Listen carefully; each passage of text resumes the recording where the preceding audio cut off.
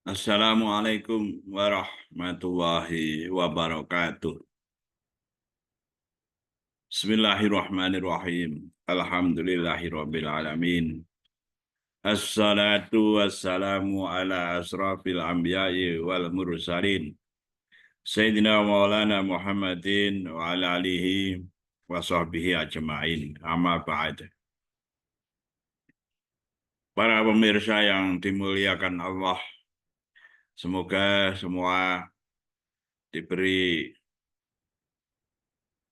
tambahan kenikmatan berupa kesehatan, keselamatan, keamanan, kebahagiaan beserta keluarga, dimudahkan dalam segala urusan, utamanya dalam menjemput rezeki pemberian dari Allah. Allahumma amin. Rabbi shrah li sadri wa yassir li amri wahlul 'uqdatam min lisani yafqahu qawli. Rabbi zidni ilman warzuqni fahman. Allahumma amin.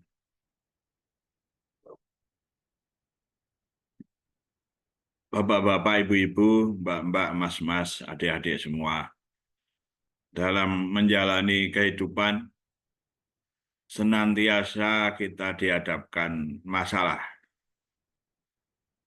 Masalah ada yang ringan, ada yang berat.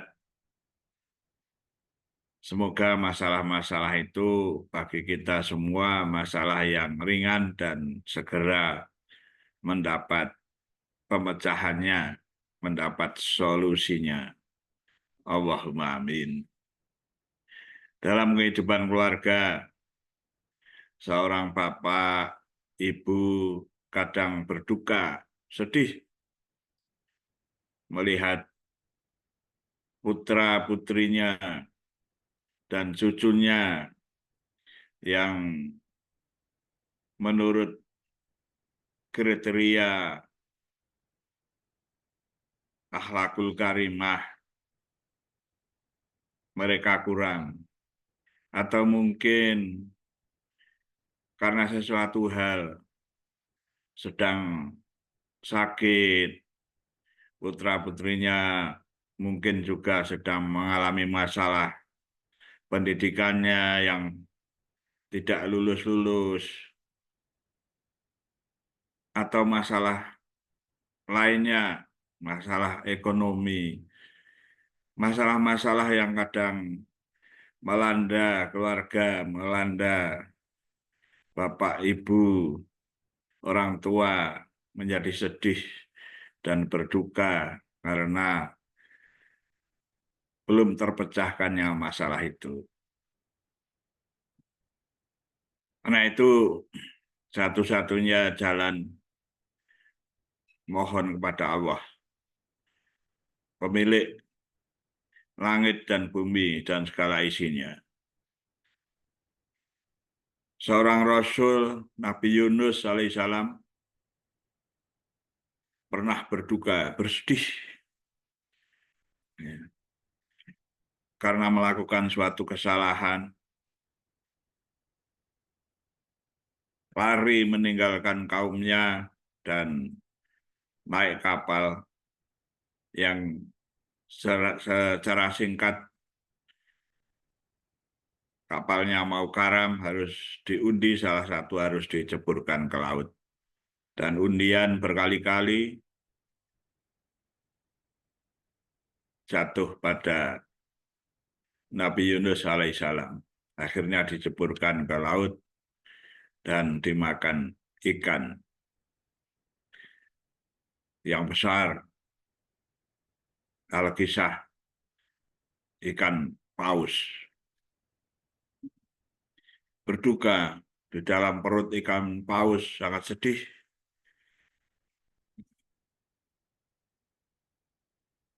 Dan berdoa. Kisah ini antara lain dicantumkan di surah Al-Anbiya, ini ayat 87,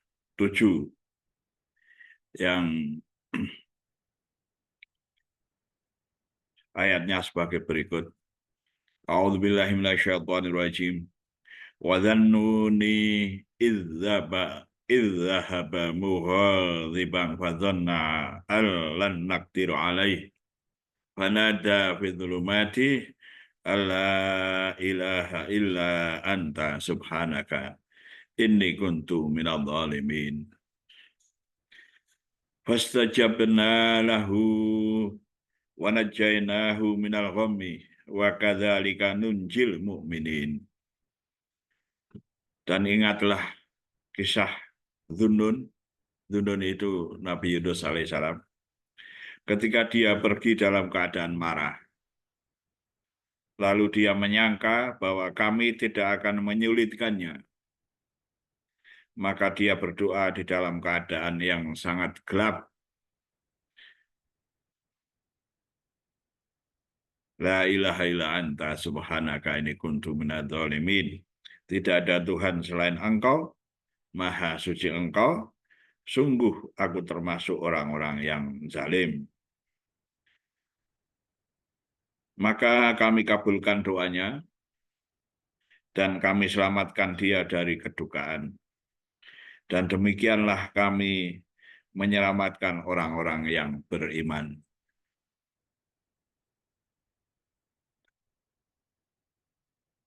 Jadi sebaiknya kita mengamalkan tasbih Nabi Yunus itu tadi, agar kedukaan, kesedihan dilenyapkan oleh Allah dari kita. Ya, ada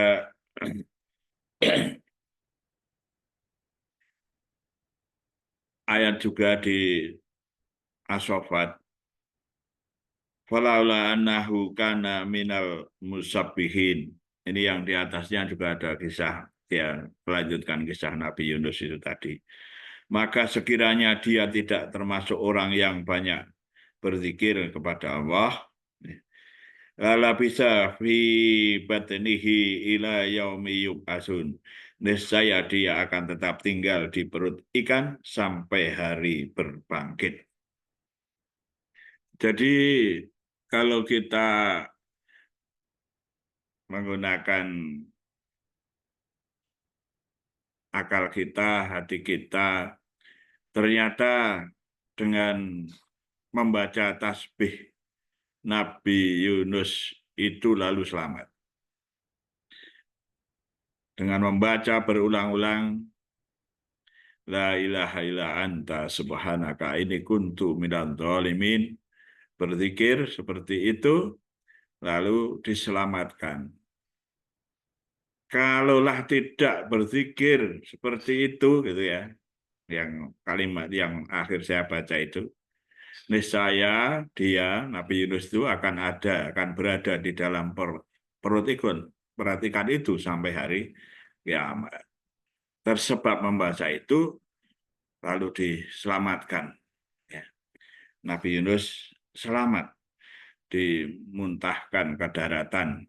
Dimuntahkannya saja ke daratan, bukan di tengah laut. Ya. Dan juga di situ ada ayatnya, fanabadnahu bil aroi wa huwa saqim.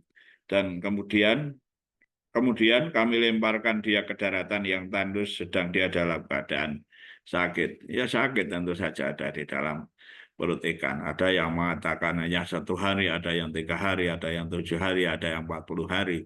Wallahu alam, Allah yang maha mengetahui. Tentang bilangan hari, beberapa hari di dalam perut ikan.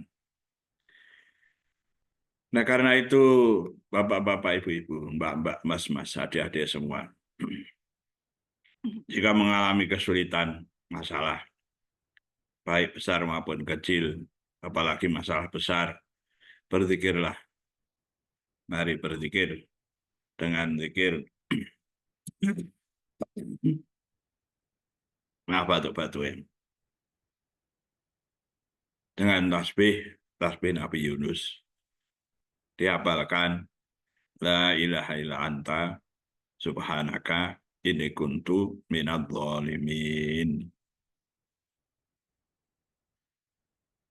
Semoga permasalahan menjadi pudar dan terselesaikan. Namun kita di dalam berdoa kita hanya ikhtiar, sekali lagi pasrahkan segalanya kepada Allah. Tidak ada jaminan bahwa orang yang sudah membaca itu lalu segera dikabulkan. Kita hanya mengatakan semoga dikabulkan. Karena yang mengabulkan itu Allah, bukan dari seseorang yang memberi nasihat, yang memberi sharing, bukan. Ya, tetapi Allah yang mengabulkan. Karena itu sebagaimana seperti Nabi Yunus di dalam berdoa, ketika menghadapi masalah, Nabi Yunus alaihissalam berdoa dengan tasbih, la ilaha illa anta subhanaka inni kuntu minadz dzalimin. Kita hanya meniru. Ya. Rasulullah juga mengajari seperti itu, karena Rasulullah mengajarkan, menjelaskan tentang Al-Quran. Ya. Maka kita berdoa semacam itu. Tadi sudah ada lanjutannya itu kan, fastajabna lahu wa najainahu minal ghammi wa kadzalika nunjil mu'minin.